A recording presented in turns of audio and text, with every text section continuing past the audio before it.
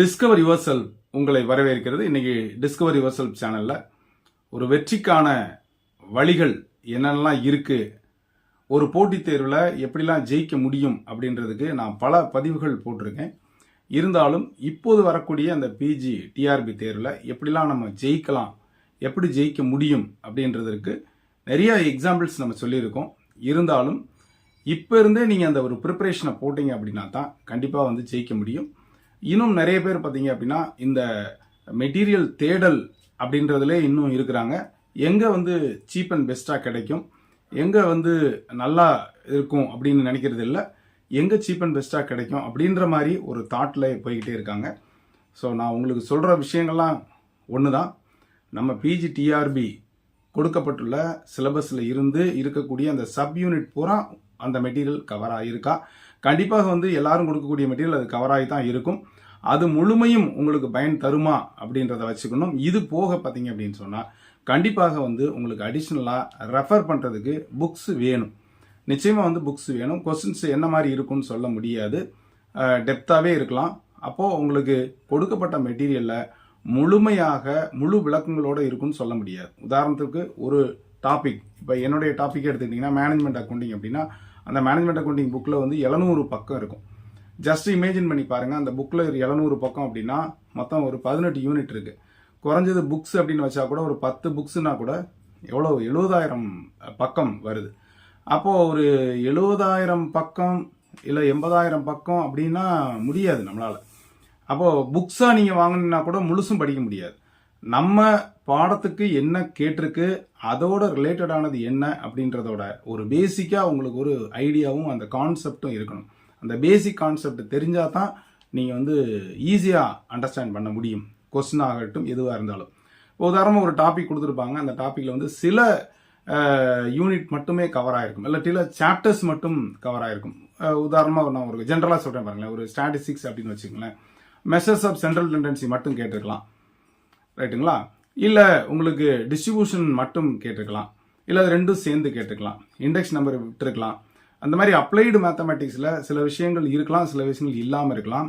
எது கேட்டிருக்கு எது கேட்கல அப்படின்றத மட்டும் நம்ம ப்ரிப்பேர் பண்ண வேண்டியிருக்கும். ஆனால் அந்த ப்ரிப்பரேஷன் பண்ணும்போது பேசிக்காக சில நாலேஜ் உங்களுக்கு கண்டிப்பாக தெரிஞ்சிருக்கணுங்க.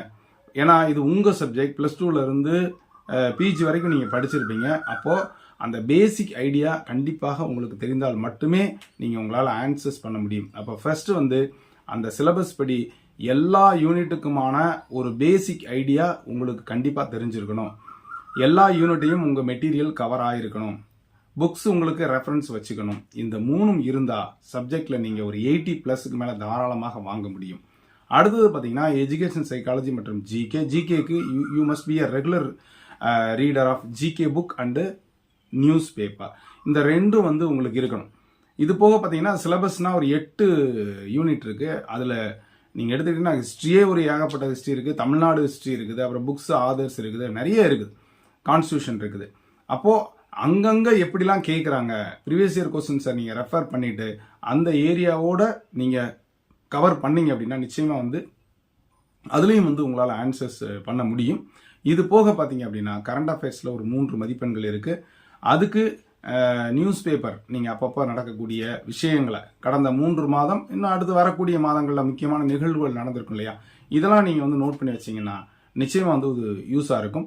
உதாரணமாக வந்து அவார்ட்ஸ் டிஸ்ட்ரிபியூட் பண்ணவங்க, அதே மாதிரி முக்கியமான புக்ஸுக்கு ப்ரைஸஸ் கிடைச்சவங்க, இல்லை பாரத் ரத்னா அவார்டு கிடைச்சவங்க, இல்லை மேட்ச் வின்னர்ஸ், இந்த மாதிரி கேள்விகள் அந்த கரண்ட் அஃபேர்ஸில் இருக்கும். எஸ்பெஷலி சயின்ஸ் சம்பந்தமாக ஒரு கேள்வி, பிஎஸ்எல்வியாக இருக்கட்டும், ஏதோ ஒரு ராக்கெட் ஏவு தளம் பற்றிய ஒரு கேள்வி, எங்கே அனுப்புனாங்க, எப்போ அனுப்புனாங்க, எதற்காக அனுப்புனாங்க, இந்த மாதிரி ஒரு கேள்விகள்லாம் வந்து உங்களுக்கு இருக்கும். அப்போ ஓவராலாக நீங்கள் எல்லாத்தையும் நீங்கள் கவர் பண்ணால் தான் நிச்சயமாக ஜெயிக்க முடியும். அப்போது இந்த 3 விஷயங்களை நீங்கள் நல்லா நீங்கள் ஞாபகம் வச்சுக்கணும். 1, சிலபஸ் படி நம்ம மெட்டீரியல் தரவாக இருக்கா. Number 2, you must have a basic knowledge. அந்த பேசிக் நாலேஜ் இல்லைன்னா எல்லாமே அடிபட்டு போகும். உங்களுக்கு அந்த பேசிக் நாலேஜுக்கு தேவையான தகுதிகள் இருக்கா அப்படின்றது எதை பொறுத்து அமையும், நீங்கள் முன்னால் படித்ததை வச்சு அமையும். அப்படி இல்லை அப்படின்னா நீங்கள் கண்டிப்பாக வந்து ஒரு கிளாஸஸுக்கு போக வேண்டியிருக்கும். அப்போது கிளாஸஸுக்கு போனாலும் கூட உங்களுக்கு பயிற்சி வேணும், டெஸ்ட் பேட்ஜுக்கும் கண்டிப்பாக வேண்டும். வெறும் கிளாஸ்னாலேயோ உங்களால் வந்து எக்யூப் பண்ண முடியாது. அதே மாதிரி வெறுமனே நான் டெஸ்ட் பேட்ச் எழுதிடுவேன், திரும்ப திரும்ப அந்த கொஸ்டின்ஸ்லாம் படிப்பேன் அப்படின்றாங்க. அது கண்டிப்பாக வந்து ஒரு மெமரியில் நிற்காது. கொஞ்சம் ட்விஸ்ட் பண்ணால் கூட உங்களால் ஆன்சர்ஸ் பண்ண முடியாது. ஸோ இந்த விஷயங்களை நீங்கள் மைண்டில் வச்சுக்கோங்க. குயிக்காக ஒரு டெசிஷனை எடுங்க. நல்ல மெட்டீரியல் வாங்க, நல்லா ப்ரிப்பேர் பண்ணுங்கள். இப்போமே வந்து அதற்கான முயற்சிகளில் இறங்குங்க. என்ன மாதிரிலாம் உங்களுக்கு ப்ரிப்பரேஷன் பண்ண தோணுது, நோட்ஸ், பெரும்பாலும் நோட்ஸும் ஹிண்ட்ஸும் எடுத்து நீங்கள் கண்டிப்பாக படிக்கணும். எல்லாத்துக்கும் இம்பார்ட்டன்ஸ் கொடுக்கணும். அது ஜிகே இருந்தாலும் சரி, அதிலே கரண்ட் அஃபேர்ஸாக இருந்தாலும் சரி, சைக்காலஜியாக இருந்தாலும் சரி, give equal important to all. எல்லாத்துக்கும் ஈக்குவல் இம்பார்ட்டன்ட் நீங்கள் கண்டிப்பாக கொடுக்கணும். சப்ஜெக்டை பற்றிய ஒரு பேசிக் நாலேஜ், ஒரு அடிப்படையான ஒரு அடித்தளம் நல்லா போடுங்க. எப்படி சார் நான் இப்போ போய் போடணும் அப்படின்னா, நன்றாக புரிந்து படித்து அந்த ஹிண்ட்ஸ் எழுதுனீங்கன்னா அதை வச்சு ஈஸியாக நீங்கள் டெவலப் பண்ணி ஜெயிக்க முடியும். அப்போது உங்களால் முடியாது ஒன்றும் இல்லை. இந்த மாதிரி விஷயங்கள் தான் என்ன சக்ஸஸ்ஃபுல் பர்சனாக மாற்றுச்சு. நான் அதற்கு முன்னால் பார்த்தீங்கன்னா நான் நிறைய வேலை பார்த்துருப்பேன். ஒரு அனாலிசிஸ் போடுவேன், ஒரு 5 வருஷத்து கொஸ்டின் எடுத்து அனாலிசிஸ் போடுவேன், ஒவ்வொரு யூனிட்லையும் எப்படி கேட்பாங்க அப்படின்னு. இப்போ நமக்கு சிலபஸ் மாறிடுச்சு, ஓகே. இருந்தாலும் அந்த பழைய சிலபஸோட சேர்ந்து எப்படி கேட்குறாங்க, கடைசியாக எப்படி கேள்வி கேட்டாங்க, அப்போது இனிமேல் ஃப்யூச்சர்லையும் இந்த மாதிரி டெப்த்தாக தான் கேள்வி கேட்பாங்க அப்படின்றதையும் நீங்கள் வந்து மைண்டில் வச்சுக்கணும். எஸ்பெஷலி இந்த ரொம்ப கிரியேட்டிவாக கேட்கக்கூடிய questions, assertion, desertion, odd man out, இந்த மாதிரி கொஸ்டின்ஸ்லாம் நம்மளை ரொம்ப குழப்பமாக இருக்கும். இதுக்கு தான் அந்த பேசிக்கான நாலேஜ் இருந்ததுன்னா கண்டிப்பாக வந்து ஜெயிக்க முடியும். நிச்சயமாக ஒரு நல்ல ஒரு புரிதலோடு ஒரு ப்ரிப்பரேஷன் இருந்ததுன்னா உங்களால் ஜெயிக்க முடியும் நான் நம்புகிறேன். ஸோ நீங்கள் ஜெயிக்கணும் அப்படின்னு சொன்னால் இந்த விஷயங்களை மைண்டில் வச்சுக்கோங்க. சிலபஸுக்கு ஏற்ற நல்ல டீட்டெயிலான மெட்டீரியல் இருக்குதா, அப்புறம் உங்களுடைய கடினமான உழைப்பு கண்டிப்பாக வேணும், முறையான பயிற்சி வேணும். இது இருந்தால் நிச்சயமாக ஜெயிக்க முடியும். தொடர்ந்து இது வரைக்கும் நம்முடைய சேனலை சப்ஸ்கிரைப் பண்ணிட்டு கூட திரும்ப லைக்கானை கிளிக் பண்ணிட்டு ஆளுங்கிற ஆப்ஷனையும் மறக்காமல் செலக்ட் பண்ணுங்கள். மீண்டும் அடுத்த ஒரு நல்ல ஒரு மோட்டிவேஷனலோ அல்லது ஒரு நல்ல அப்டேஷனில் சந்திக்கிறேன். நன்றி, வணக்கம்.